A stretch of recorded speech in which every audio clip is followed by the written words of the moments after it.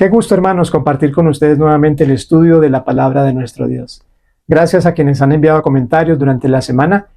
Quiero invitar a los que no lo han hecho para que esta semana nos escriban. Si tienen peticiones de oración, pónganlas allí. Si tienen preguntas o inquietudes, pónganlas allí, que estaremos gustosos de responderles. Si no te has suscrito a este canal, te invito a que lo hagas, a que le des like, compartas con otros. Queremos crecer como comunidad y no podemos crecer sin tu ayuda. Así que queremos que la familia se vaya poniendo más grande para que este mensaje llegue a muchas otras personas. Así que estamos muy contentos de estar aquí para estudiar esta nueva lección número 11 de la Escuela Sabática en este programa que se llama Escuela Sabática con propósito. De la Biblia al corazón, de la lección a la acción. Bienvenidos.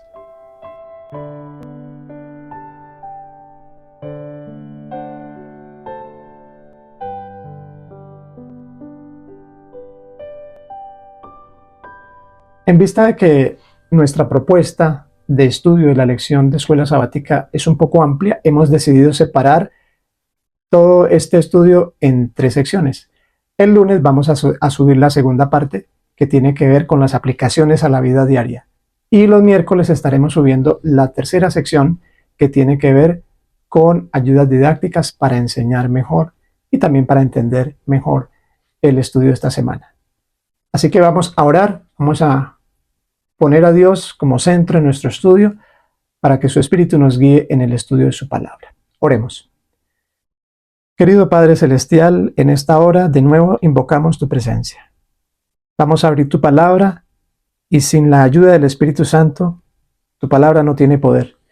Por lo tanto, te necesitamos, Señor. Entra a nuestro corazón y permite que este estudio sea como un bálsamo para nuestras vidas cristianas, que nos revitalice, que nos fortalezca y que nos permita tener esperanza en ti en medio de este mundo desesperanzado.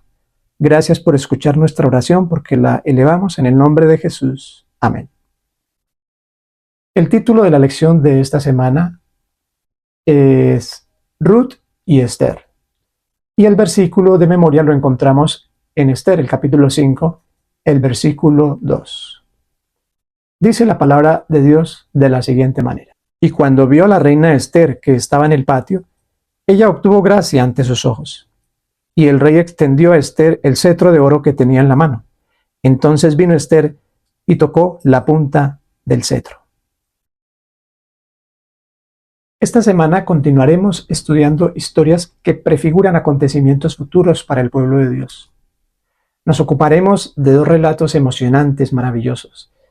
El primero, el relato de Ruth, una mujer que, siendo extranjera, se fue a vivir a Belén para apoyar a su suegra, y allí Dios la usó de una manera maravillosa para llegar a ser parte inclusive del linaje de Cristo Jesús. Y la otra mujer, la historia de Esther, una historia interesante, una mujer también que no vivía en su país de origen, sino que estaba viviendo en otra nación, pero que llega a ser reina, a ocupar una posición importante, y desde allí decide arriesgar su propia vida para salvar a su propio pueblo.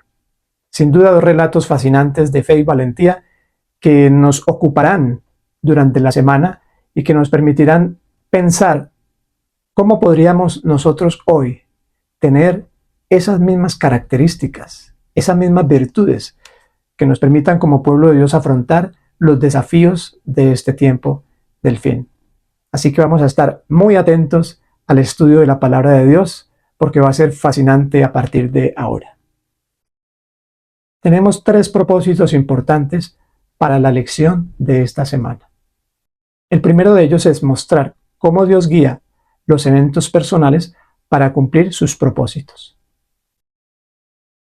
El segundo propósito es revelar que tanto la actitud de Booz como redentor y de Esther, sacrificando su propia vida o arriesgándola por el pueblo, prefiguran a Cristo y su papel dentro del plan de la salvación.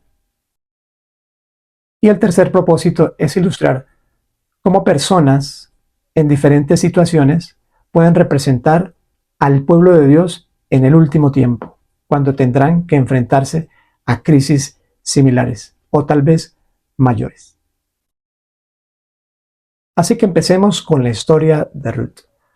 Una historia fascinante, interesante, que ocurre en la época de los jueces, más o menos en el año de 1200 a.C. Las 12 tribus de Israel estaban ya ocupando todo el territorio de Canaán y decenas de millares vivían allí en esta época. La historia nos narra a Noemí viviendo con su esposo Elimelech y con sus 2 hijos. Belén es una ciudad muy conocida, la conocemos ahora como la ciudad de David. En esa época no se conocía con ese nombre, se conocía como la ciudad de la abundancia.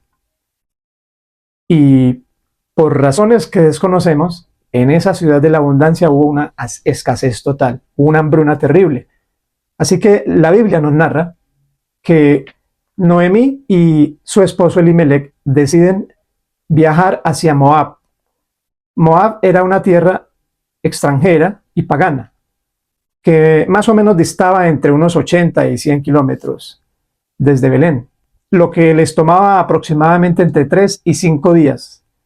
Era un viaje peligroso en sí mismo, pero debido a la necesidad y a la situación tan compleja que estaban teniendo allí, que se podían morir de hambre, tuvieron que lanzarse y hacer el viaje. No sé cuántos de ustedes han tenido que ser extranjeros, pero en lo personal, cuando yo tenía 16 años de edad, estaba muy joven, decidí salir de casa. Yo vivía en Bogotá con mi familia, mi madre, mis hermanos, pero no encontré allí tal vez un futuro para mí. Yo terminaba el bachillerato, me gradué muy joven, cumplía 15 años cuando me graduaba y no sabía qué hacer realmente. Así que decidí irme, no fuera del país, pero decidí irme de mi casa. Y no fue fácil. Decidí irme para un pueblo, Cimitarra, en Santander, para trabajar con unos tíos en ese tema de las maderas, ¿cierto? En un aserrío, trabajando con madera pesada. Y pues yo me fui allá con el propósito de por lo menos hacer dinero, ¿cierto? De trabajar, ya que en Bogotá no tenía posibilidades de trabajo. Y mientras estuve en Cimitarra, trabajé mucho en la iglesia. Dirigí algún coro, también dirigí a los jóvenes, fui maestro de escuela sabática, tuve varios cargos en la iglesia, gracias a Dios. Pero yo no sabía que estando allí, Dios tenía preparado para mí a uno de mis tíos que me apoyaría para irme a estudiar a la Universidad Adventista Música. Entonces, cuando yo leo esta historia de Noemi, pues como que me encuentro en cierto modo identificado con esta familia de Elimelech y Noemi. Bueno, así que la historia dice que ellos viajan hasta Moab, se instalan allí y los 2 hijos, Malón y Kelión, se casan con 2 moabitas, con Orfa y con Ruth. Y por razones también desconocidas, la muerte golpea ese hogar de manera fuerte. Y entonces dice la Biblia que mueren todos los hombres de esa familia, Elimelech y sus 2 hijos. No sabemos si hubo un COVID o alguna enfermedad rara de la época, pero lo cierto es que los hombres mueren y quedan las 3 mujeres solas. En esta época, hermanos y amigos, las mujeres tenían escasos derechos. Así que, por ejemplo, las mujeres ni siquiera podrían heredar tierras de sus familias. Por lo tanto, quedaban a expensas de lo que pudiesen hacer sus familiares. Y Noemí, al verse en esta situación, decide volver a Belén. Y le dice a sus nueras, váyanse a sus familias nuevamente, regrésense, que yo me voy para mi tierra. De hecho, la palabra Noemí, o el nombre, el nombre de Noemí, significa amargura. Y me imagino el sufrimiento y el dolor que tuvieron que pasar estas mujeres, pero en especial Noemí, al perder a su esposo y a sus 2 hijos. Seguramente no fue fácil. Estando en esas circunstancias, las nueras se despiden, pero una de ellas decide, yo cambio de opinión, yo mejor me voy contigo. Y hay un versículo que es muy utilizado porque es un versículo poderoso. Quiero invitarlos a leer conmigo en Ruth capítulo 1. Y entonces el versículo 6 dice, respondió Ruth, no me ruegues que te deje y me aparte de ti, porque a donde quiera que fueres, iré yo, y donde quiera que vivieres, viviré. Tu pueblo será mi pueblo, y tu Dios, mi Dios. Qué fe tan profunda, qué capacidad de decisión. Así como yo cuando tenía 16 años y decidí irme de casa, dejar a mi familia para encontrar otro futuro sin saber lo que me esperaba. Esta mujer decide dejar su casa, dejar su cultura, dejar sus costumbres para unirse a su suegra, para responder por su suegra. Imagino que ya Noemí tenía una edad pues avanzada, y para cambiar de religión y entregar su vida a Dios. Así que fue todo un cambio abrupto. Ahora, estas dos mujeres deciden hacer el viaje de regreso desde Moab hasta Belén. Un viaje peligroso, un viaje arriesgado, pero otra vez un viaje necesario, porque allá en esa tierra Noemí no tenía ningún futuro y se moriría de hambre. Y obviamente Ruth también estaba sin esposo. Como ya les dije, las mujeres no tenían derechos, no tenían facilidades en esa época. Y ser viuda era una desventaja fatal, fatal en esta cultura. Así que bueno, deciden regresarse a Belén. Y entonces dice la Biblia, dice el libro de Ruth, que cuando Noemí llega y entró, todo Belén se conmovió a causa de ella. Imagínense el dolor que traería. Y al contar su historia, qué terrible situación, ¿verdad? Pero bueno, la historia no termina allí. El capítulo 2 de Ruth nos cuenta lo siguiente. Dice que Noemí tenía un pariente de su marido, un hombre rico, de la familia de Elimelech, que se llamaba Booz. Bueno, aquí ya empieza a cambiar un poquito toda esta trama, todo este drama de enterrar a tres seres muy amados, de regresar sin nada, a ver dónde vamos a vivir. No tengo idea en qué casa se metieron, cómo hicieron para vivir. Pero entonces Noemí recuerda que tiene un pariente cercano que se llama Booz y que tiene cultivos, que tiene tierras, y le dice a Ruth, bueno, necesito que vayas y espigues. Entonces era común en esa época que los dueños de esos cultivos grandes no recogían toda la cosecha, sino que dejaban algunas espiguitas por allí para los necesitados. Entonces Ruth se va y empieza a espigar todos los días, de manera juiciosa y humilde, y a llevar allí a casa nuevamente. Y entonces Noemí le pregunta por allí de vez en cuando cómo le ha ido, cómo ha estado, si ya pudo conocer a Booz y todo el asunto. Y entonces ella le dice que no. Noemí le insiste, no vayas a otro campo, sigue yendo a ese, ¿está bien? Allí, porque allí vas a estar bien. Entonces, finalmente dice la historia que Booz conoce a Ruth y le llama la atención porque él pregunta quién es esta muchacha, le cuenta la historia. Oh, ella es una viuda, ella vive con Noemí, ella la está cuidando, ella viene de tal país, de tal tierra, etc. Y a Booz le conmueve mucho porque Booz era un hombre justo, un hombre recto. Entonces le dice a Ruth, bueno, tú te vas a quedar aquí, y le dice a los criados, déjenle aún más para que ella recoja más. Y entonces le dejan más, y ella va y le cuenta a Noemí, no me está yendo muy bien, Booz es un gran hombre, en fin. Más adelante dice la historia que Noemí le dice a Ruth, mira, él es nuestro pariente cercano, él nos puede redimir, así que pídele que te redima. Bueno, en esa época esto se conocía como la ley del levirato, una ley que Dios había dejado en la cual una persona, un familiar, podía tomar a una viuda, puede ser de su hermano o de algún pariente cercano, y encargarse de ella, responsabilizarse por ella y también tener hijos, descendencia con ella. Entonces la ley, por supuesto que en este caso cobijaba a Ruth. Y entonces Ruth cuenta la historia que le pide a él de manera muy respetuosa que la redima.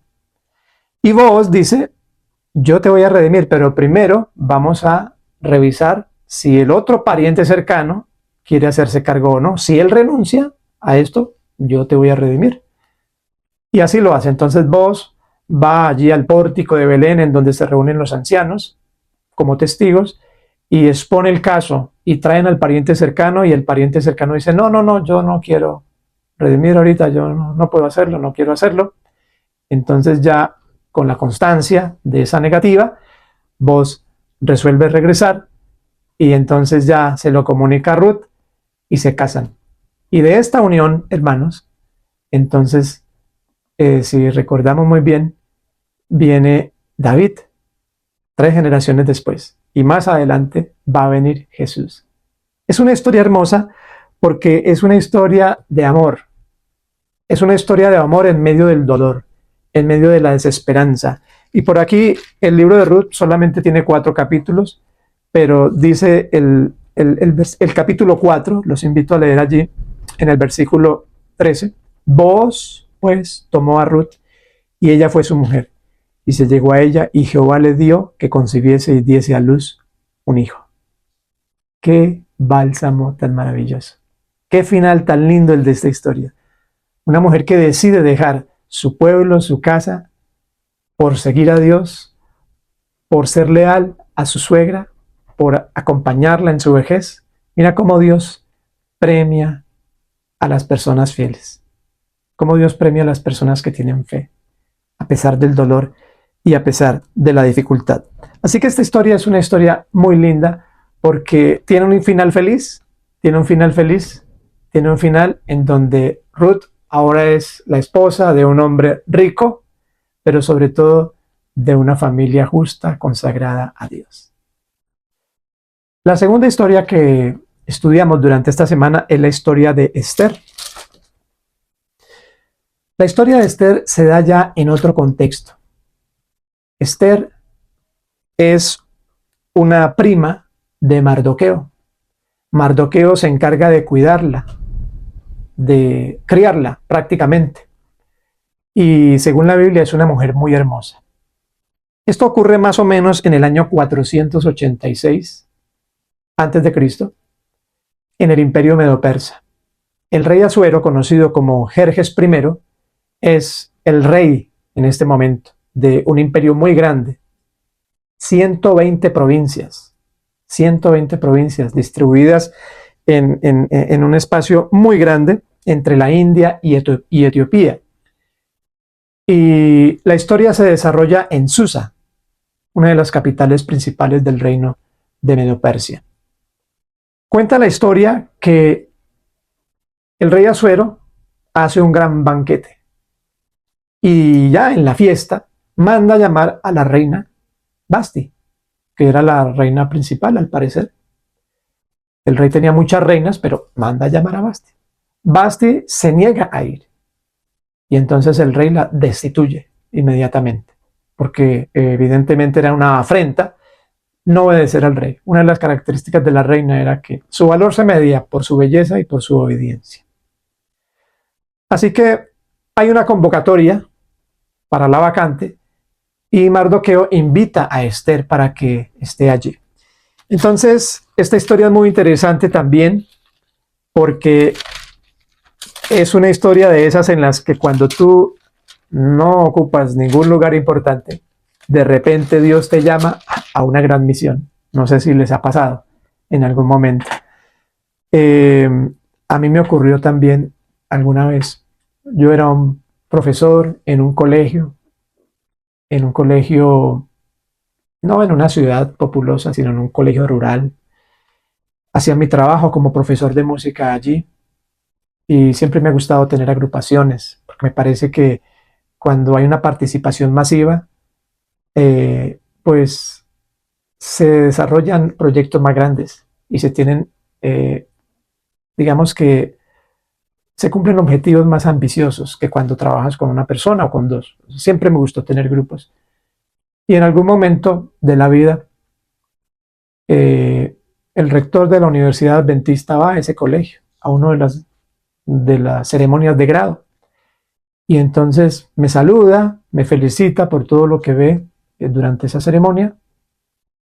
Y unas semanas después recibo una llamada de la universidad pidiendo que yo fuese allí.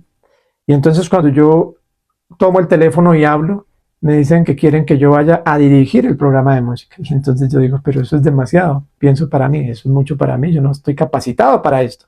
Yo me imagino a Esther en esa misma situación, como que va, concursa y gana por su belleza. O sea, es como si se hubiese ganado la lotería de la nada. Y entonces quiero que leamos esto allí en Esther, el capítulo 2, el versículo número 9. Y la doncella, dice aquí, agradó a sus ojos y halló gracia delante de él, es decir, delante del rey. Por lo que hizo darle prontamente atavíos y alimentos y le dio también 7 doncellas especiales y la llevó con sus doncellas a lo mejor de la casa de las mujeres. Pero Esther fue nombrada reina, pero no dijo de dónde provenía. Ella, junto con Mardoqueo y muchos otros, así como lo hemos estudiado en otras lecciones, eran cautivos, tomados de Judá, que habían llegado a vivir allí, a Babilonia, y seguramente ella es hija de alguno de esos cautivos anteriores, porque ya en este momento ya no es Nabucodonosor ni es Babilonia, ya estamos en el reinado de Medo-Persia. Sin embargo, ella no dice de dónde viene, absolutamente nada, seguramente habla perfectamente la lengua medo-persa y entonces va a pasar como alguien nativo de allí. Pero la historia tiene un cambio, un cambio drástico de dirección. Dice la escritura que que Asuero nombra a Amán como el principal de sus consejeros. Y entonces Amán es un hombre arrogante. Y cuando Amán pasa, todos tienen que postrarse ante Amán, pero Mardoqueo no se postraba ante él y Amán empieza a sentir rabia por Mardoqueo. No lo puede obligar. Lo ofende y empieza a fraguar un plan maquiavélico para destruir a Mardoqueo y al pueblo de Dios, a todos los judíos.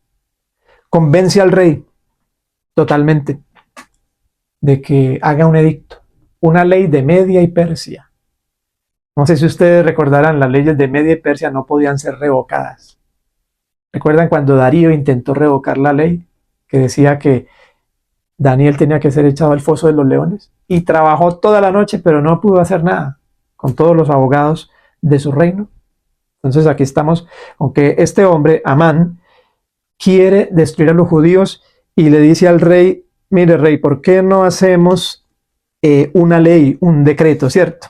Y entonces allí vamos a leerlo en Esther 3, el versículo 8. Dijo Amán al rey Asuero, hay un pueblo esparcido y distribuido entre los pueblos en todas las provincias de tu reino, y tus leyes son diferentes de las de todo el pueblo, y no guardan las leyes del rey, y al rey nada le beneficia el dejarlos vivir.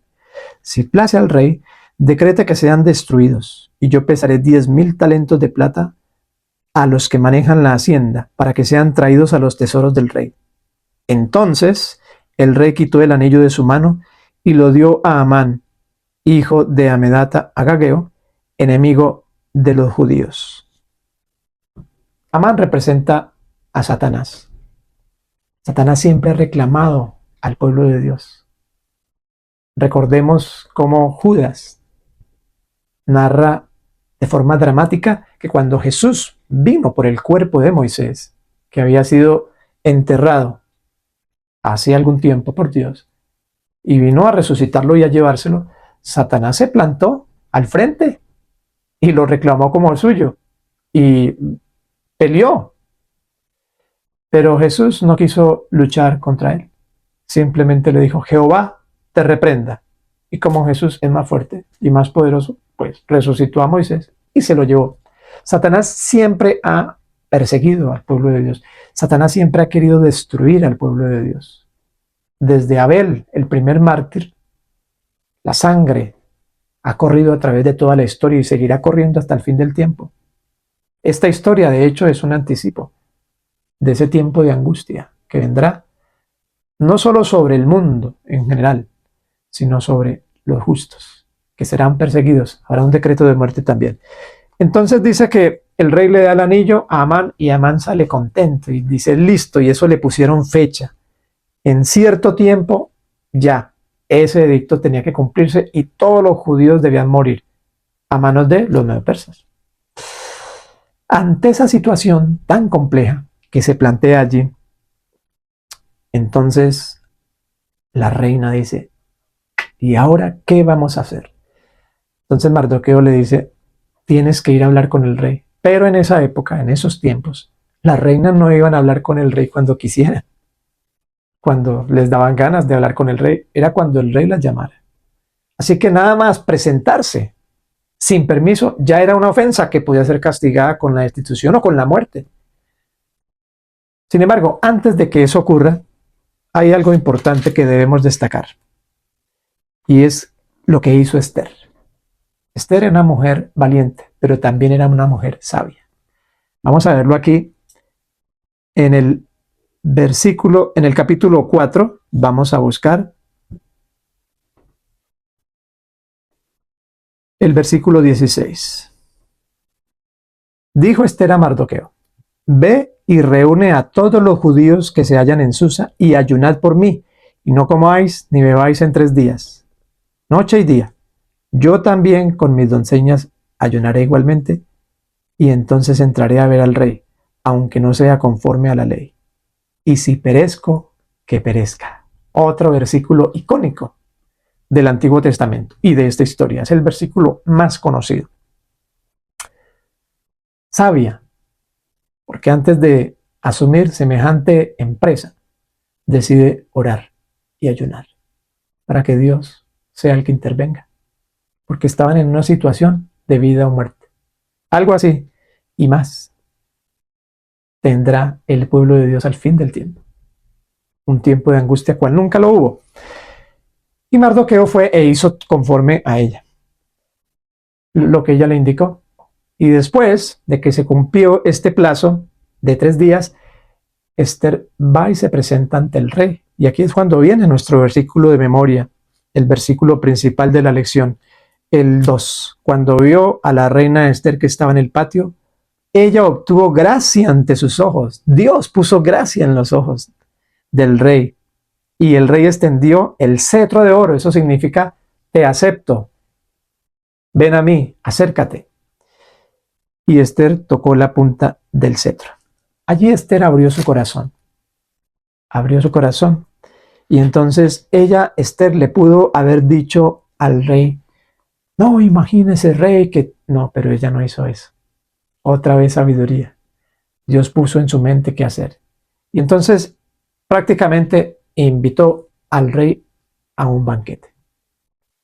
Y en el segundo día del banquete, ya cuando estaban todos contentos, comiendo, y la reina allí, el rey feliz con su hermosa reina, porque de hecho el rey Asuero amaba más a Esther que a todas las demás reinas. Entonces Esther le dice que está afligida y el rey le pregunta por qué. Y Esther le cuenta.